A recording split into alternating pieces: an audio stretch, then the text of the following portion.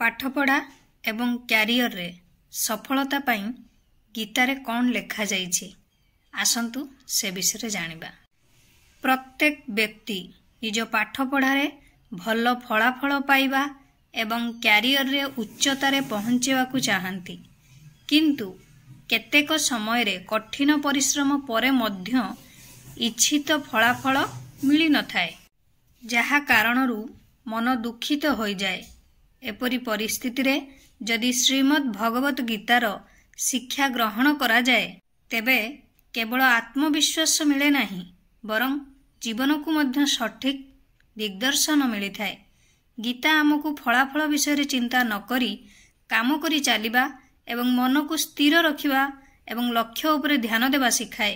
अध्ययन एवं क्यारियर रे सफलता पाई गीतारे कौन विशेष कहा जाइछि। समस्त को मो तरफ नमस्कार। आशा करछि आपण माने समस्त भलरे थिबे। ताले चलंतु वीडियो आरंभ करिबा, किंतु वीडियो आरंभ करबा पूर्वरु आपण मानक भितर कहि जदि आज मो चैनल ले नुआ थांती ताले प्लीज प्रथम चैनल को सब्सक्राइब कर दियंतु, पाखरे थिबा बेल आइकन को क्लिक करंतु, जहा फल रे मो नुआ नुआ वीडियो रो नोटिफिकेशन आपण मानक पाखरे खूब शीघ्र पहुंची जिवो। ताले चलंतु वीडियो आरंभ करिबा। तुमरो काम कर, फलाफल विषय रे चिंता कर नाही। भगवत गीता आमको शिक्षा दिए जे आमे संपूर्ण सच्चोटतार सहित आमर काम करिबा उचित। फलाफल विषय रे चिंता करिबा मन को विचलित करे, तेणु कठिन परिश्रम उपरे ध्यान दियो एवं फलाफल विषय रे चिंता कर नाही। जेतेबेले तुमे तुमर कर्तव्य पालन करिबो सफलता स्वयं चालित भावरे आसीबो। निज मन को नियंत्रण करिबा सिखंतु। अर्थ अध्ययन एवं क्यारियर रे सफलता पाइबा पाई मन को शांत एवं एकाग्र रखिबा बहुत गुरुत्वपूर्ण। गीता कुहंती जे जेतेबेले मन विचलित हुए ध्यान विभाजित हो जाए, तेणु प्रतिदिन ध्यान एवं अभ्यास माध्यम रे मन को शक्तिशाली करंतु। एहा आपणंकु आपणंक लक्ष्य उपरे सहजरे ध्यान केंद्रित करिबारे साहाय्य करिवो। निज धर्म पालन कर। गीता कुहंती जे प्रत्येक व्यक्ति निज स्वधर्म अर्थात निजर कर्तव्य एवं क्षमता अनुसार काम करिबा उचित। अन्य मानंकु नकल करिबा परिवर्ते निज शक्ति एवं आग्रह अनुसार काम करंतु। एहा आत्मविश्वास वृद्धि करे एवं आपण सफल होई परिबे। निजर पथ निजे बाछिबा सर्वोत्तम। सफलता एवं विफलता को समान बोली विवेचना कर। जीवन रे केतेबेले आमे सफलता पाई थाउ तो केतेबेले विफलता। गीता सिखाई थाए जे विजय एवं पराजय उभय को समान भाव रे ग्रहण करिबा उचित। विफलता को भय करिबा उचित नुहे, बरं एथिरु शिखिबा उचित। पराजय परे मध्य जे हार मानि न थाए से प्रकृत विजेता। गीता कहिछंती जे ज्ञान हेउछि मनीषर सबुठारु बड़ शक्ति। अध्ययन को बोझ भाव रे भावंतु नहीं, बरं एहाकु जीवन को उन्नत करिबार एक उपाय भाव रे भावंतु।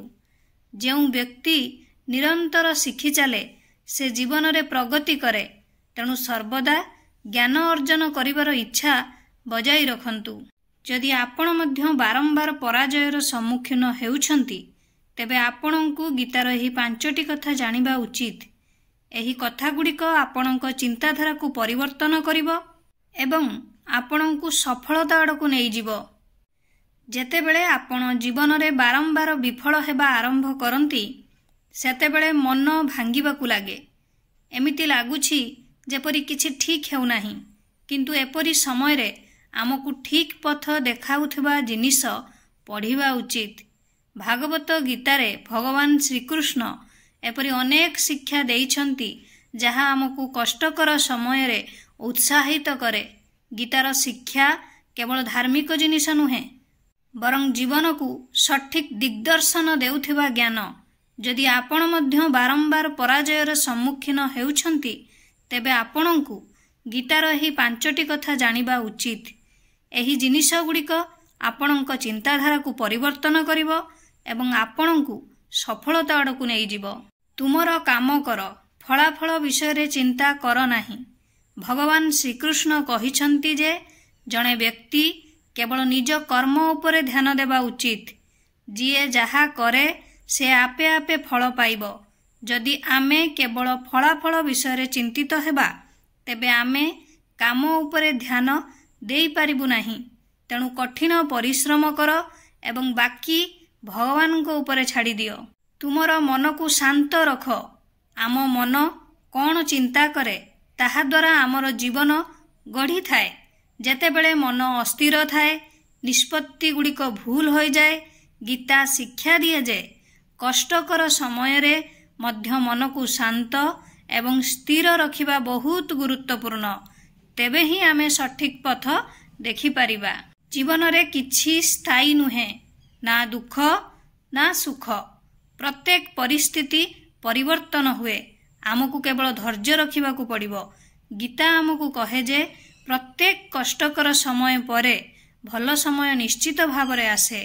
तेणु हार मानिबा ठीक नुहे। आपणक लक्ष्य उपरे ध्यान दियंतु।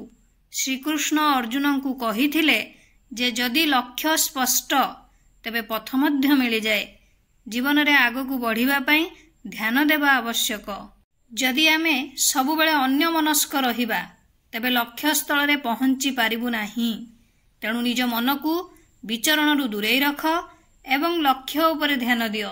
निज भितरु भय दूर कर। अर्थ भय मनीष को भितरु भांगी दिए।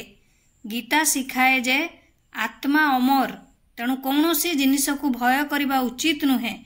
जेतेबेले आमे भय को छाड़ी थाउ सेतेबेले आमे आगकू बढ़ी पारिबा। साहस एवं विश्वास सहित प्रत्येक कष्ट सहज हो जाए। आशा करुच्ची आपण मानक वीडियोटी भल लागिथिबो। जदि भल लागिथाय ताले निहाती लाइक कमेंट शेयर सब्सक्राइब कर देबे। मते ताले विदाई दियंतु। पुणी देखा हबो नेक्स्ट वीडियो रे।